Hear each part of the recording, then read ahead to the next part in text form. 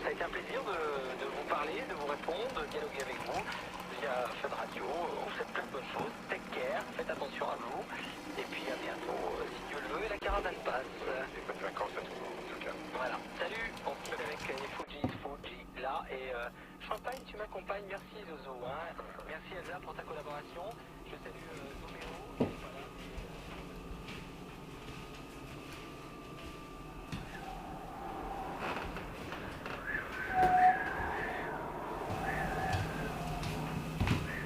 Bon matin, chérie! Ça va? Ah, excuse, je regardais dehors.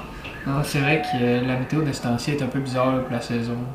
Ça me rappelle vraiment le temps où on était étudiant. Ouais, mais tu n'aurais pas pensé à ça. Il me donne encore froid dans le dos. Bon, sur ça, moi je vais. Bonne journée, mon amour! Ah oui, je t'aime aussi.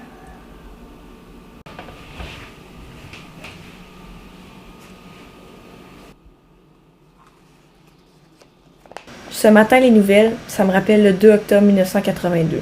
Jean Dessy sortait de l'université quand il a trouvé le cadavre de Paul Tremblay. Paul, je m'en souviens, il étudiait en finance, il jouait au basket. Il souriait pas beaucoup, mais tout le monde l'aimait bien. Le lendemain, au campus, tout le monde avait une opinion sur sa mort. Pareil, il était plus de même depuis que le cœur brisé. Ah oui, comment ça?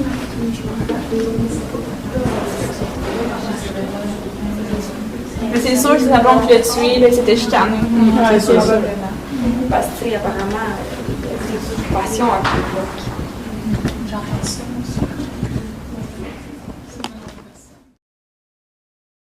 La journée d'après, on voyait son ex-copine Carla partout dans les journaux. Elle n'avait pas encore avoué, mais apparemment, toutes les preuves étaient contre elle. Vous auriez dû voir Carla quand Paul l'a laissé. C'était vraiment pas beau. Ouais, ça a l'air qu'elle pleurait comme une madeleine. Puis à ce qui paraît, on trouve un couteau de 20 cm en dessous du lit à Carla. Ah ouais? C'est pas le pire. Il y avait même une photo de Paul taillardée de tous les bords. Pour vrai? Ouais. La nuit suivante, les feuilles se baladaient de gauche à droite sous les bourrasques violentes du vent. J'avais mal à la tête, donc je suis sortie dehors, puis j'ai marché jusqu'à près de minuit. Le lendemain matin, le brouhaha du dortoir m'avait réveillée.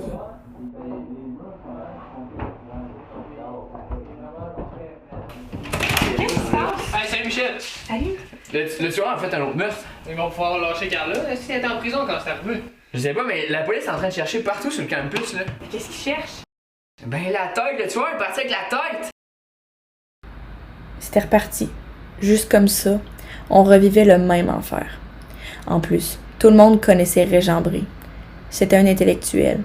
Il était rédacteur en chef du journal étudiant. Il était aussi membre du groupe d'art dramatique. C'était un bon gars. Il avait déjà proposé de publier une de mes photos dans le journal. Maintenant, il était mort. Une mort affreuse. L'après-midi, comme tous mes amis, je me rendais à mes cours. Mais je sentais qu'on se dévisageait.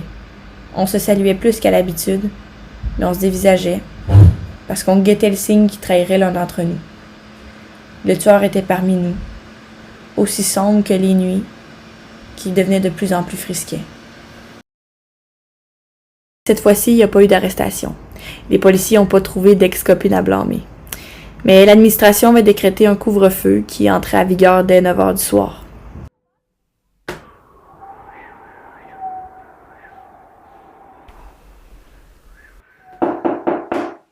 Ouais.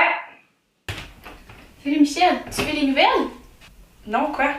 Le gars de Sciences Nat dit avoir vu un gars avec un masque dans le stationnement le 2 octobre. La police cherche le gars, paraît que c'est leur suspect numéro 1.